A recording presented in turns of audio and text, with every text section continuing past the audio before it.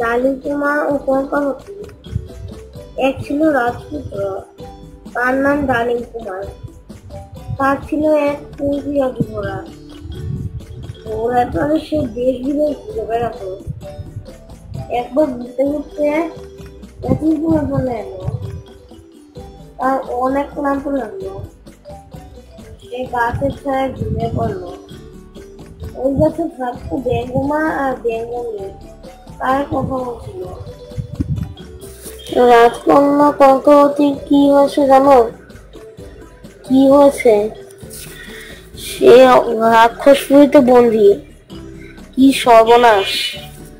ডালিম কুমার ঘুম ভেঙে গেল। রাক্ষসপুরী অনেক দূরে, 7 সাগর 13 নদীর উপরে। কঙ্কাবতীকে বাঁচাতে হবে। বললে ডালিম কুমার 7 সাগর 13 নদী পার হলো। তারপর রাক্ষসপুরীতে পৌঁছালো। তখন রাজকন্যা কঙ্কাবতী সোনার পালঙ্কে ঘুমিয়ে আছে। কিছুতেই তার ঘুম ভাঙে না। ডালিম কুমার দেখতে পেল কঙ্কাবতীর মাথার কাছে রূপার কাঠি আর পায়ের কাছে সোনার কাঠি। তখন ডালিম কুমার মাথার কাছে সোনার কাঠি নিয়ে এলো এবং পায়ের কাছে নিয়ে এলো রূপার কাঠি। অমনি কঙ্কাবতী জেগে উঠল। কি সর্বনাশ! এখনই তো রাক্ষস চলে আসবে।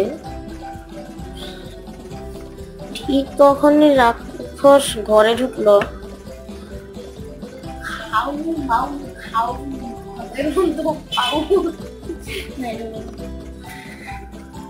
সাথে সাথে ডালিম কুমার তরবারি বের করলো। কঙ্কাবতী বলল, রাক্ষসের প্রাণ আছে একটা টিনের কৌটার ভিতর। এভাবে রাক্ষস মারা যাবে না। ডালিম কুমার জানে না সেই কৌটা কোথায়। কঙ্কাবতী ছিল অনেক সাহস, বলল, তোমার তরবারি আমার কাছে দাও। তখন পালঙ্কের নিচ থেকে একটা কৌটা বের করলো।